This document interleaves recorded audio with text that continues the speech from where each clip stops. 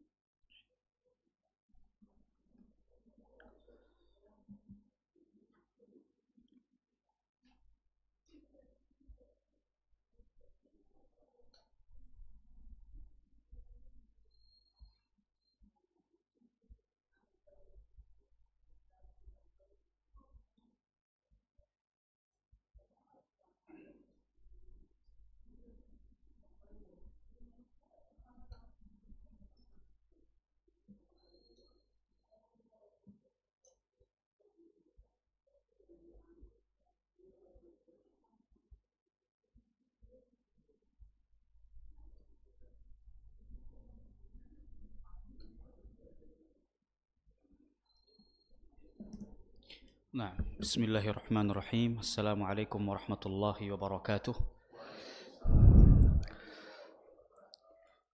Innal hamdalillah nahmaduhu wa nasta'inuhu wa nastaghfiruh wa nastahdihi wa natubu ilaihi wa na'udzu billahi min shururi anfusina wa min sayyiati a'malina.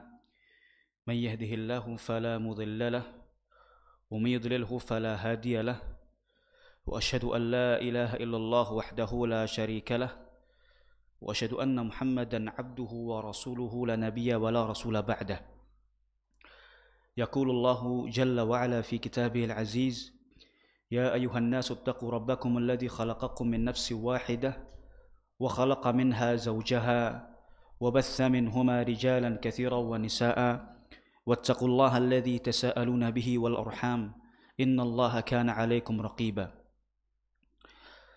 وقال أيضا: يا أيها الذين آمنوا اتقوا الله وقولوا قولا سديدا يصلح لكم أعمالكم ويغفر لكم ذنوبكم ومن يطع الله ورسوله فقد فاز فوزا عظيما. أما بعد فإن أصدق الحديث كتاب الله وخير الكلام كلام الله وخير الهدى هدى محمد صلى الله عليه وسلم وشر الأمور محدثاتها فإن كل محدثة في الدين بدعة وكل بدعة ضلالة وكل ضلالة في النار أعاذنا الله وإياكم من النار. Pertama-tama marilah kita bersyukur kepada Allah Subhanahu wa taala yang memberikan kita taufik, yang memberikan kita kesempatan, kesehatan sehingga masih bisa bersama-sama untuk salat jamaah, salat maghrib di masjid yang penuh dengan barakah ini.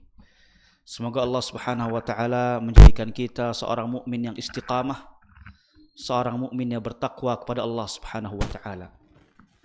Pada kesempatan kali ini, insyaallah kita akan berbicara dalam satu bab yang dimana bab ini menjadi sebuah satu pembahasan oleh para ulama dalam akhlak,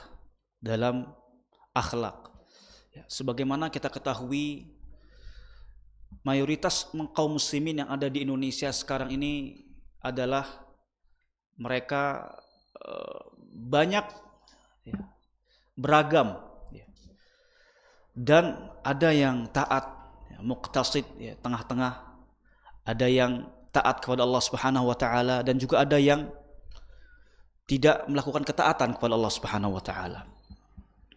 Lalu yang sangat disayangkan adalah ketika menjadi sebuah keluhan, kenapa masih ada kalangan kaum muslimin yang dimana mereka itu melakukan ketaatan kepada Allah, melakukan sholat, melakukan puasa, namun kenapa tidak memiliki sebuah rasa takut, yaitu tetap melakukan pelanggaran-pelanggaran.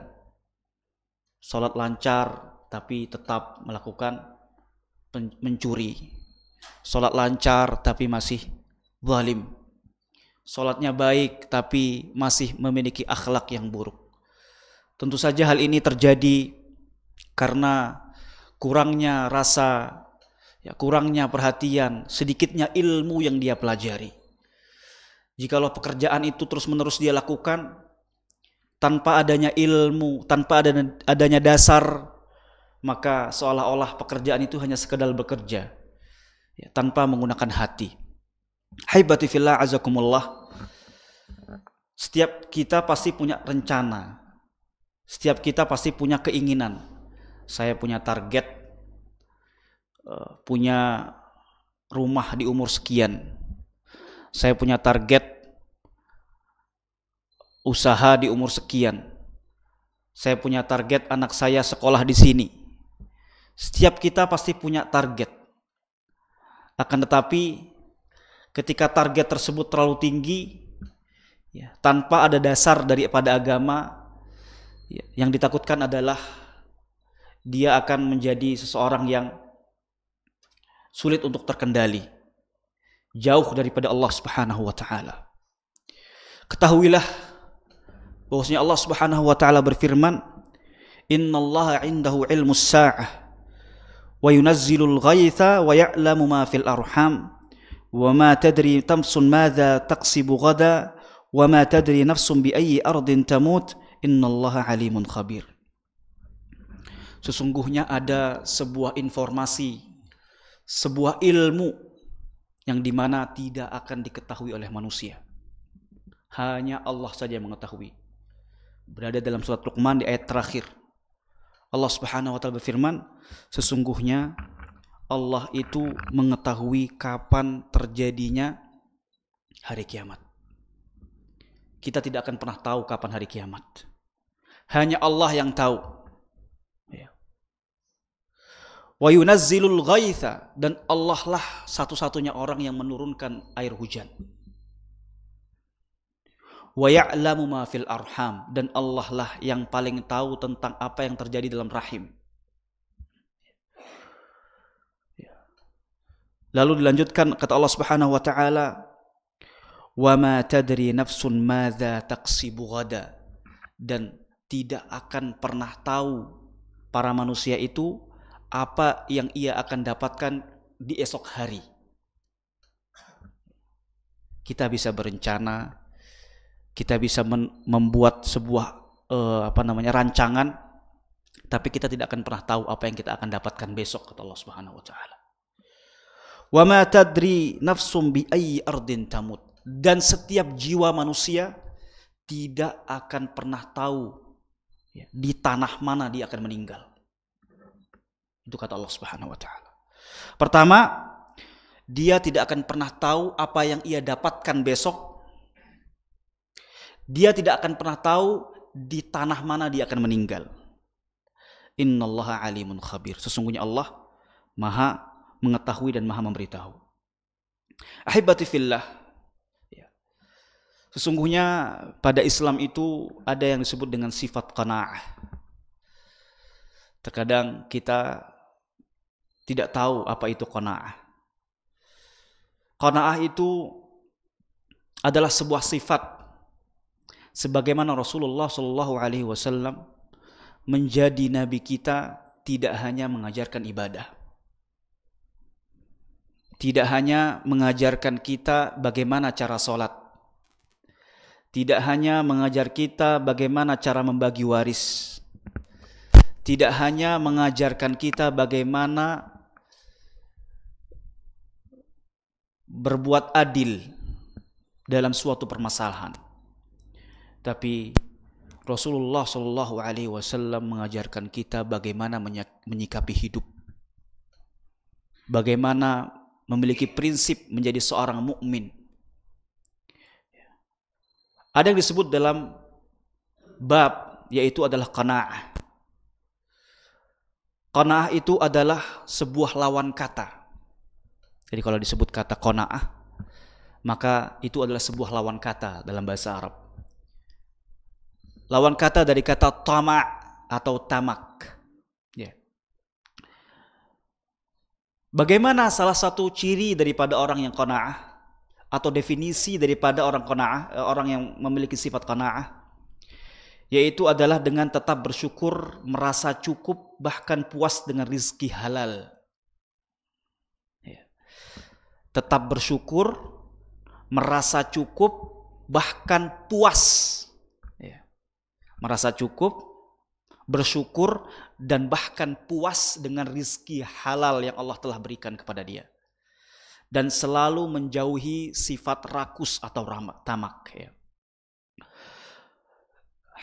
Dari Amr bin As radhiyallahu taala anhu, Rasulullah sallallahu alaihi wasallam bersabda, "Qad aflaha man aslama wa rizqu kafafan wa qanna'ahu Allahu bima atah." Beruntunglah bagi orang yang memasrahkan diri, kata Rasulullah sallallahu alaihi wasallam. Bagi orang yang dilimpahkan rizki yang sekedar mencukupi hidupnya dan diberi kepuasan dari rizki itu oleh Allah terhadap apa yang diberikan kepadanya. Ya, Rasulullah sallallahu alaihi wasallam mendoakan bagi orang-orang yang merasa cukup atas limpahan rizki yang Allah berikan kepada dia dan diberikan rasa kepuasan atas rizki halal yang Allah berikan kepada dia. Maka Rasulullah SAW mendoakan keberuntungan bagi orang-orang ini. Ya. Lalu Al-Hasan Al-Basri rahimahullah, seorang tabi'in, pernah ditanya, ya, apa rahasia di dalam zuhudmu? Jadi ada kata zuhud, ada kata qanaah. Beda, ini beda. Ya. Mungkin kita akan bahas per parsial. Sekarang kita cukup bahas qanaah dulu. Hasan Al-Basri adalah orang yang zuhud. Orang yang tidak bermegah-megahan dalam hidup. Biasa. Ya. Lalu tanya, apa yang menjadi rahasia dalam sifat zuhudmu, wahai Al-Imam Hasan Al-Basri? Lalu beliau menjawab, aku mengetahui bahwa rizkiku tidak akan pernah ada yang mengambilnya. Setiap orang pasti ingin menjahati, dijahatin. Atau setiap orang punya niat buruk terhadap orang. Atau dia takut rizki dia ini karena kalah saing dengan orang lain. Tapi kata Imam Hasan Al-Basri, aku mengetahui bahwa rizkiku itu tidak akan pernah ada yang mengambilnya selainku. Maka tenanglah hatiku untuknya. Jikalau itu yang aku dapat, itu yang memang jatahnya dari Allah Subhanahu wa taala. Dan aku mengetahui bahwa ilmuku tidak akan ada yang melaksanakan selainku. Jadi ilmu yang dia pelajari tidak akan ada yang melaksanakan ilmu tersebut kecuali dirinya. Maka aku menyibukkan diri dengan ilmu. Aku mengetahui bahwa Allah mengawasiku. Maka aku malu berhadapan dengannya di kala maksiat. Aku mengetahui bahwa kematian menghadangku. Maka aku telah siapkan untuk bekal bertemu kepada Allah Subhanahu wa taala. Maka salah satu kunci daripada hidup Hasan Al-Basri, mengapa dia memiliki sifat zuhud? Karena dia sibukkan Karena dia sibukkan hati dia sibukkan amalan dia, karena dia sibukkan pikiran dia ya, untuk Allah Subhanahu wa taala, dan dia malu ketika dia bertemu dengan Allah Subhanahu wa taala dalam kondisi maksiat. Rasulullah sallallahu alaihi wasallam pernah bersabda, "Kun wara'an takun a'badun nas, wa kun qana'an takun ashkarun nas." Jadilah engkau seorang yang wara', niscaya engkau akan menjadi manusia yang paling baik dalam beribadah. Dan jadilah seorang yang qanaah, merasa cukup dengan rizki Allah, ya, sehingga ya, kamu akan menjadi orang yang paling bersyukur, ya, merasa cukup atas rizki Allah. Ada juga yang berkata mengenai qanaah bahwa sifat itu mengantarkan kepada ketenangan dan menjauhkan sifat dengki yang dapat menimbulkan ya, kedudukan. Ya. Wajadtu anna atwalan nas ghamman al-husud wa ahna'ahum aishan al-qunu'. Ya, saya menjumpai bahwa orang yang paling banyak berduka adalah orang yang ditimpa penyakit dengki. Jadi orang yang paling tersiksa adalah orang yang paling memiliki sifat dengki. Tidak suka, dengki itu al-hasad. Al-hasad itu adalah dengki. Sehingga disebutkan ada penyakit ain. Apa kata para ulama? Orang yang paling menderita di muka bumi ini adalah orang yang memiliki sifat hasad yang berlebihan. Ketika mendapatkan kenikmatan orang lain, dia tidak suka. Dia ingin kenikmatan yang ada pada temannya atau ada pada kawannya itu hilang. Dia ingin kenikmatan daripada orang kawannya atau temannya itu berpindah kepada dirinya. Ini kata para ulama adalah orang yang paling tersiksa di muka bumi ini. Dan orang yang paling tenang di muka bumi adalah orang yang memiliki sifat qanaah, yaitu merasa cukup atas apa yang diberikan oleh Allah Subhanahu wa taala, bahkan merasa puas dengan rizki halal yang ia dapatkan dari tangannya sendiri.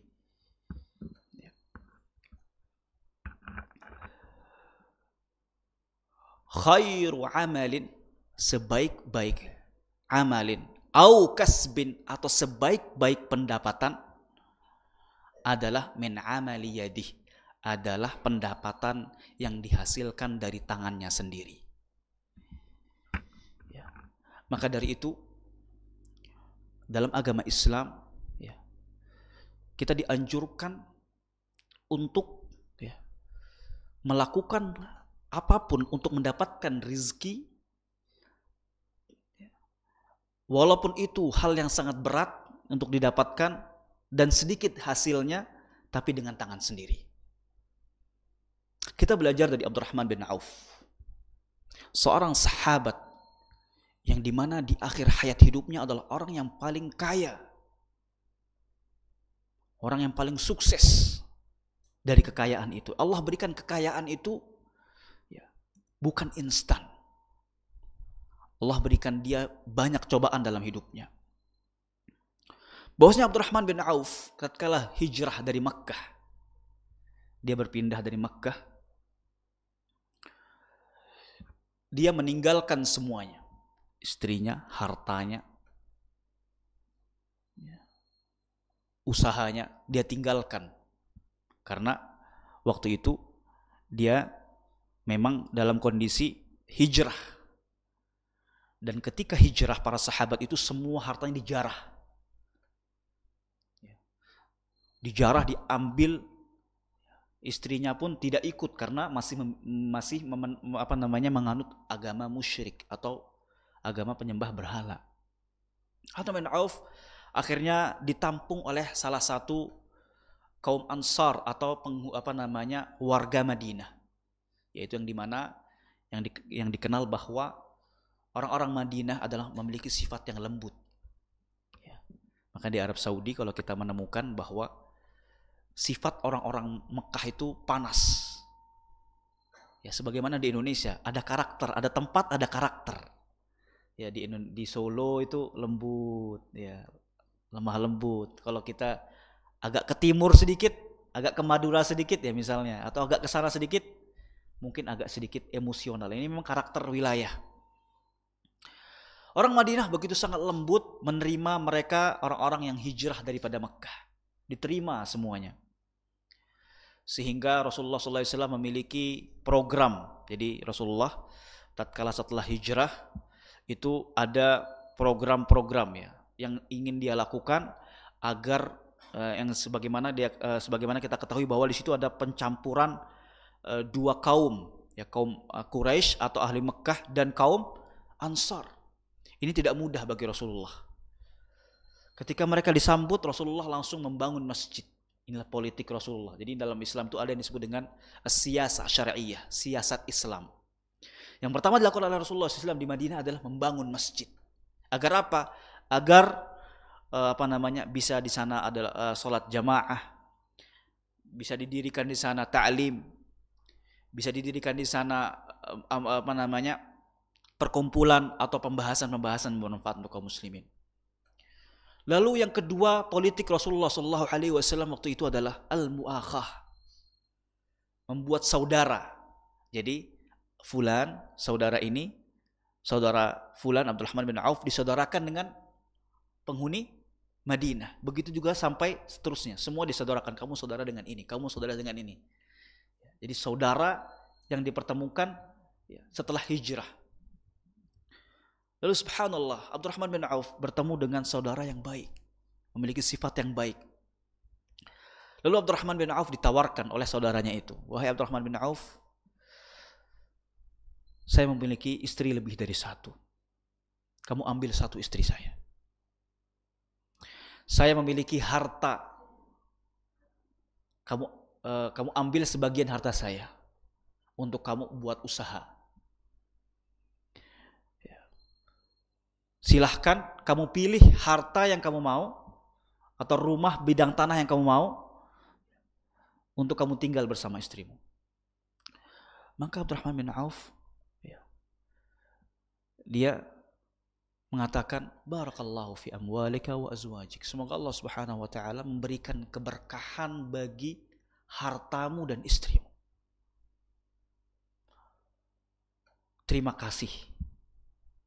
Tidak menerima atas pemberian itu dan malah menanyakan dalluni ala suq. Tunjukkan aku di mana pasar. Dalam sebuah riwayat, apa yang dilakukan Abdurrahman bin Auf dengan hanya memiliki sebuah dengan hanya memiliki sebuah kemauan, hanya memiliki sebuah tawakal kepada Allah Subhanahu wa taala, dia pergi ke pasar. Dan usaha pertama yang dilakukan oleh Abdurrahman bin Auf adalah penjual tali. Jadi Abdurrahman bin Auf dulu punya usaha, yaitu penjual tali. Dia menjual tali. Tali yang dia kenakan adalah tali untuk para unta. Jadi ada yang membeli unta, dia tukang jualin talinya. Oh, ini talinya. Dan dia selalu berikan servis lebih. Talinya itu sambil dia keluarkan hewannya untuk keluar. Jadi orang merasa senang. Oh, ada servis, ada pelayanan. Dia unta itu, sehingga lama-kelamaan dia tahu informasi terhadap orang yang memiliki unta. Sehingga dia dipercaya ketika orang membeli unta, nanyanya ke Abdurrahman bin Auf.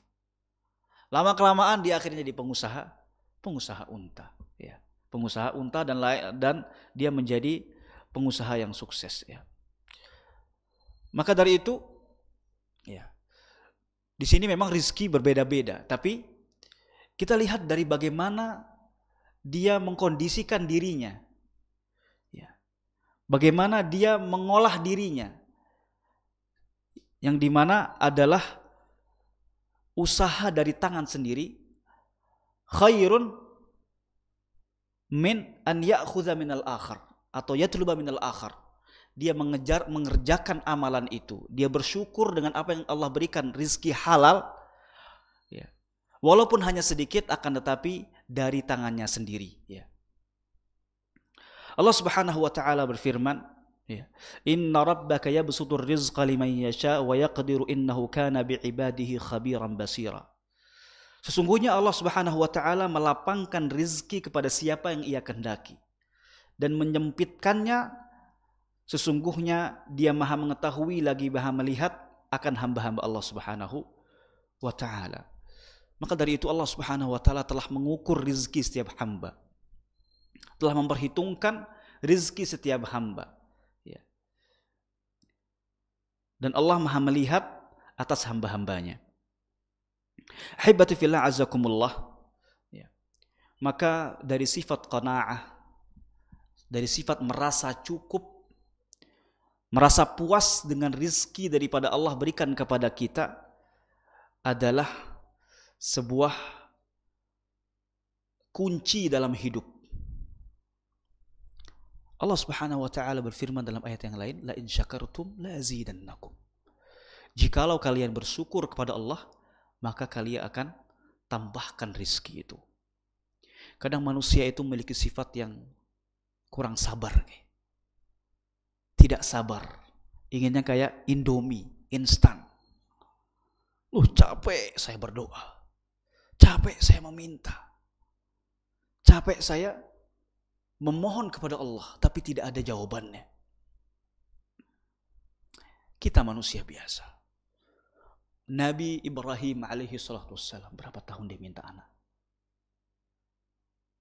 Nabi memiliki gelar Khalilur Rahman, kekasih Allah Subhanahu wa taala.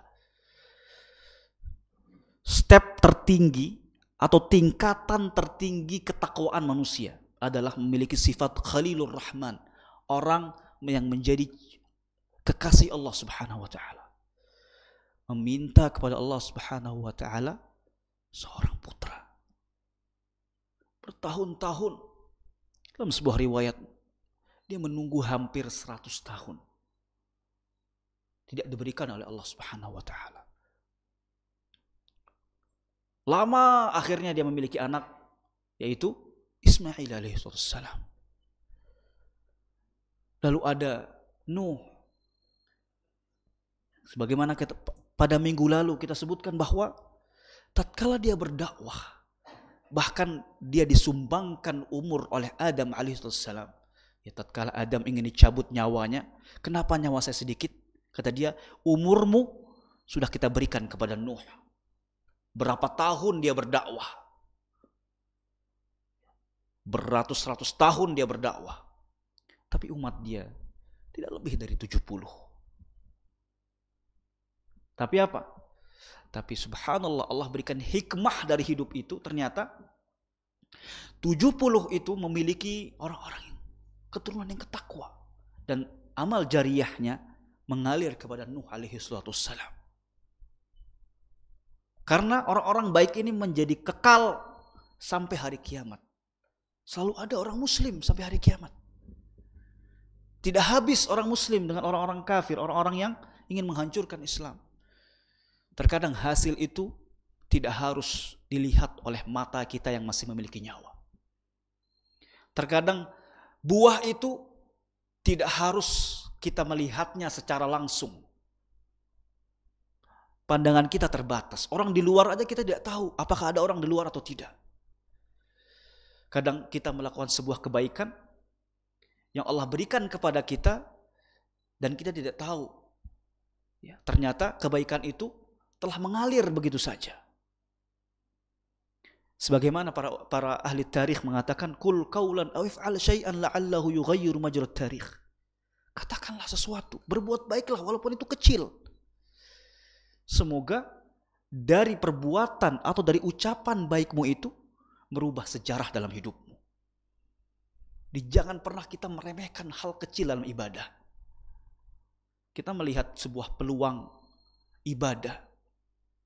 Terkadang kita karena sibuknya masalah dunia, sibuknya masalah kehidupan dunia, sibuknya mencari rezeki, kita lupa atas amalan-amalan baik yang untuk kita persiapkan untuk bertemu dengan Allah Subhanahu wa taala.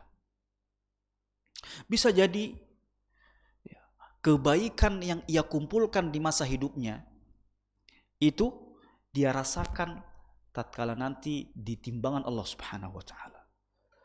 Sebagaimana disebutkan dalam riwayat, ada seorang yang hidupnya sangat susah di dunia.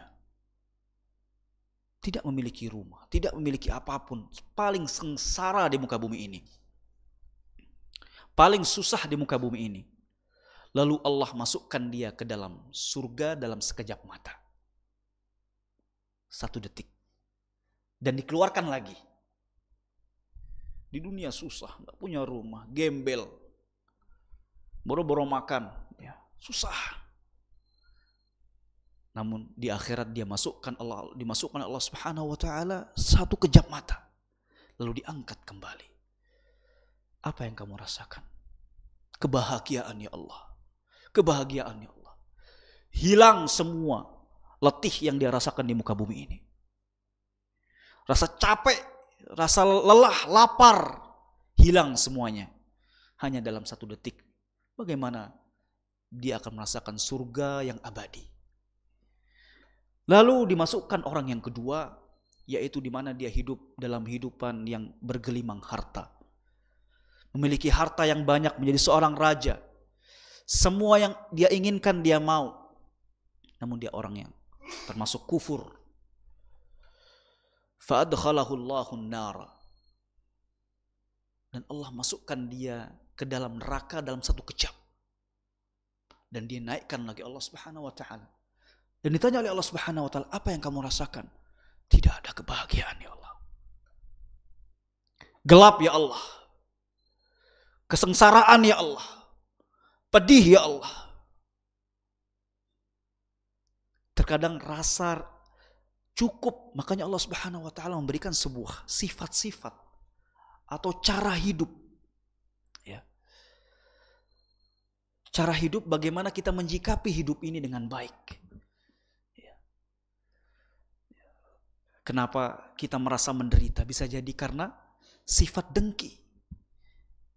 Hidup kita itu terkadang terframing atau terbatasi dengan rezeki orang-orang di sekeliling kita. Tolak ukur kita itu pendek. Kita hanya melihat orang-orang sekeliling kita. Sehingga terkadang kita menjadi orang yang paling menderita oleh para ulama. Kenapa? Karena kita dikuasai oleh sifat hasad. Atau sifat menginginkan rezeki yang dimiliki oleh orang lain itu menghilang darinya. Maka dari itu tentulah Rasulullah SAW menganjurkan kita memiliki sifat qanaah. Bukan berarti tanpa adanya sebuah dampak atau bekas dalam diri seseorang hamba. Rasulullah SAW mengharapkan dari sifat qanaah ini adalah dampak-dampak positif yang akan mempengaruhi hidupnya menjadi kehidupan yang lebih baik. Ya, sebagaimana kita berdoa di akhirat ya. Kita berbeda dengan orang-orang Yahudi yang dimana mereka itu dilarang untuk memperkaya diri sebenarnya. Kalau misalnya dilihat dari kehidupan, ya, bahkan ghanimah saja mereka disuruh dibakar. Kalau orang Muslim, Rasulullah SAW, Allah dalam syariat kita dihalalkan untuk dunia dan akhirat. Sebagaimana kita berdoa, Rabbana atina fid dunya hasanah, kebaikan dunia, wa fil akhirati hasanah, dan kebaikan di akhirat. Ya. Tentu saja karena sifat keburukan kita yang terkadang memframing diri kita, yang Allah telah berikan kepada kita sebenarnya adalah baik, itu bisa menjadi buruk. Karena apa? Kita terkadang terkuasai oleh sifat hasad atau dengki. Kita terkuasai dengan sifat tamak atau merasa tidak cukup. Sebagaimana kita kalau makan 1 piring saja sudah cukup. Kita melebih-lebihkan kebutuhan. Kita menggunakan baju saja sudah cukup. Kita melebih-lebihkan, harus pakai baju brand ini, harus pakai baju ini. Harus makannya makan ini, makan itu. Padahal makan nasi sama tempe sudah kenyang. Makan nasi sama sudah kenyang. Ya. Tapi kita pengen dengan merek yang ini, merek yang itu. Kebutuhan menjadi bertambah dan bertambah. Maka karena sifat tamak ini, sehingga Allah sebenarnya sudah memberikan kebaikan bagi dia, tapi seolah-olah tidak baik di mata manusia. Maka dari itu hal yang pertama yang didapatkan dari sifat qanaah, merasa cukup, adalah mendapatkan dunia seluruhnya. Ketika seorang benar-benar bisa mengamalkan qanaah dengan baik, bisa mengaplikasikan qanaah dengan baik, maka dia akan mendapatkan dunia seluruhnya. Dunia yang dimaksud adalah bukan kita mendapatkan semuanya, bukan. Tapi apa? Kita merasa dunia sudah milik kita. Kita sudah tidak perlu dengan dunia lagi. Dari Ubaidillah bin Mihsan al-Ansari radhiyallahu taala anhu, Nabi Muhammad sallallahu alaihi wasallam bersabda, "Man asbaha minkum aminan fi sirbatin mu'afa fi jasadihi indahu qutu yaumihi faka'annama hizat lahu dunya."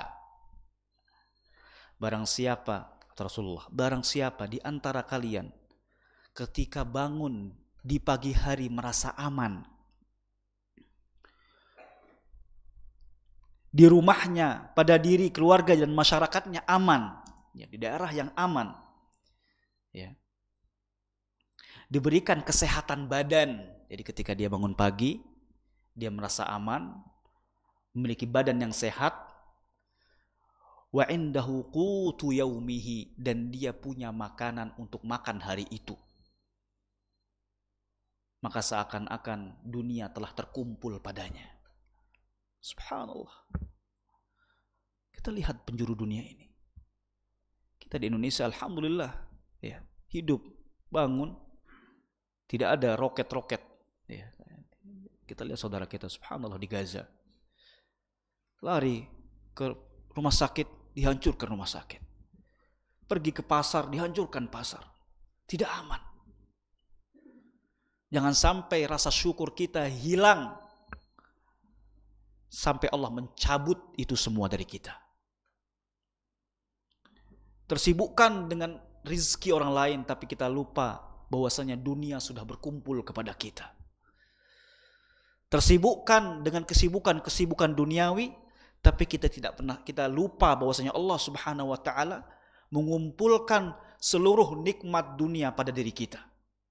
Dengan rasa aman ketika pagi hari, kesehatan di pagi hari, dan bisa makan di waktu hari itu. Lalu yang kedua adalah dengan sifat qanaah, dia akan menjadi orang yang beruntung. Dari Abdullah bin Amr bin Al-As radhiyallahu taala anhuma, Rasulullah sallallahu alaihi wasallam bersabda, "Qad aflaha man aslama wa rizqu kafafan wa qanna'ahu Allahu bima atah." Sebagaimana dalam hadis yang disebutkan sebelumnya, bahwasanya Allah Subhanahu wa taala, bahwasanya Rasulullah sallallahu alaihi wasallam mendoakan bagi orang yang merasa cukup dalam hidupnya, bersyukur dan bahkan merasa puas atas rezeki halal yang Allah berikan kepada dia, Rasulullah SAW doakan keberuntungan bagi dia. Allah doakan keberuntungan bagi dia. Lalu yang ketiga adalah mudah bersyukur. Dari Abu Hurairah radhiyallahu taala anhu, Rasulullah sallallahu alaihi wasallam bersabda, "Unzuru ila man asfala minkum wa la tanzuru ila man huwa fawqakum, fa huwa ajdaru an tardaru ni'matallahi alaikum." Ini sebuah kunci hidup dari Rasulullah sallallahu alaihi wasallam. Terkadang kita sebagai seorang muslim lupa, tidak tahu, bahkan Rasulullah sallallahu alaihi wasallam pernah mengucapkan ini. Rasulullah sallallahu alaihi wasallam mengucapkan, "Pandanglah orang yang berada di bawahmu dalam masalah harta dan dunia, dan janganlah engkau pandang orang yang berada di atasmu dalam masalah dunia. Dengan demikian hal itu akan membuatmu tidak meremehkan nikmat Allah." Lalu yang keempat adalah menjauhkan diri dari hasad atau cemburu pada nikmat orang lain. Kenapa harus cemburu pada orang kalau kita sendiri sudah merasa cukup dengan nikmat yang Allah berikan kepada kita? Merasa tidak suka dengan nikmat yang ada pada orang lain sudah disebut hasad oleh Ibnu Taimiyah. Tidak usah nikmat itu harus hilang dari dia. Kita tidak suka saja, kata Imam Ibnu Taimiyah, adalah sebuah hasad. adalah sebuah hasad. Sebagaimana Az-Zubair bin Awwam radhiyallahu taala anhu berkata, Rasulullah SAW bersabda, telah berjalan kepada kalian penyakit-penyakit umat terdahulu, yaitu hasad dan permusuhan. Dan permusuhan adalah membotaki. Aku tidak mengatakan membotaki rambut, akan tetapi membotaki agama. Demi zat yang jiwaku berada di tangannya, tidaklah kalian masuk surga hingga kalian beriman kepada Allah Subhanahu wa taala, dan tidaklah kalian beriman hingga kalian saling mencintai. Maukah aku kabarkan kepada kalian apa yang bisa menimbulkan hal tersebut? Tebarkanlah salam di antara kalian. Jadi rasa sifat dengki itu menjadi kita bermasyarakat yang suka bermusuhan. Maka kata Rasulullah SAW, sesungguhnya kita tidak akan pernah masuk surga sampai kita merasakan cinta kepada saudara kita. Dan salah satu cara agar kita bisa mencintai saudara kita menebarkan salam. Maka disunnahkan kita ketika bertemu saudara kaum muslimin mengucapkan Assalamualaikum. Assalamualaikum. Tidak kenal walaupun tidak kenal, kita bertemu dengan dia, ucapkanlah salam. Assalamualaikum. Karena ini yang disyariatkan kepada kita. Rasulullah SAW bersabda, sayusibu ummati da'al umam. Umatku akan terkena penyakit. Para sahabat berkata, penyakit apa wahai Rasulullah? Kufur nikmat, menyalahgunakan nikmat, dan saling berlomba memperbanyak dunia, saling berbuat najas, mengelabuhi atau menipu dalam perdagangan, saling memusuhi dan saling hasad menghasad, hingga timbulnya sikap melampaui batas atau kezaliman. Lalu yang terakhir adalah daripada kita yang memiliki sifat qanaah akan memiliki sebuah nilai positif dalam hidup kita, yaitu adalah mengatasi berbagai problema hidup tanpa harus berhutang. Karena kalau seorang memiliki sifat yang qanaah, dia akan menjadikan kebutuhan hidupnya sesuai standar kemampuan. Tak perlu lagi baginya menambah hutang. Ingatlah, orang yang memiliki sifat qanaah sungguh terpuji di mata Allah Subhanahu wa taala. Nabi Muhammad SAW minta dalam doa beliau sifat qanaah. Rasulullah SAW minta pada Allah Subhanahu wa taala agar diberikan sifat qanaah. Sebagaimana Rasulullah SAW selalu berdoa dan minta kepada Allah, Allahumma inni as'alukal huda wat tuqa wal afafa wal ghina. Rasulullah SAW meminta, ya Allah, aku minta kepadamu petunjuk dalam ilmu dan amal, ketakwaan dan sifat afaf, menjaga diri dari hal-hal yang haram, dan memiliki sifat yang ghina, hati yang kaya, hati yang merasa cukup, merasa puas atas apa yang dia berikan oleh Allah Subhanahu wa taala dari rezeki halal. Afaf artinya menjaga iffah, menjaga diri dari hal-hal yang tidak baik, termasuk juga menjauhkan diri dari syubhat, hal-hal yang masih samar. Imam Nawawi rahimahullah taala mengatakan, afaf adalah menahan diri dari yang haram, juga menjauhkan diri dari hal-hal yang menjatuhkan kehormatan diri, menjauhkan dari kehormatan diri. Semoga Allah Subhanahu wa taala menjadikan kita seorang hamba yang istiqamah dan memiliki sifat qanaah. Aqulu qawli hadza wa astaghfirullah li wa lakum wa lisairil muslimina min kulli dhanb fastaghfiruhu innahu huwal ghafurur rahim. Tsumma assalamu alaikum warahmatullahi taala wabarakatuh.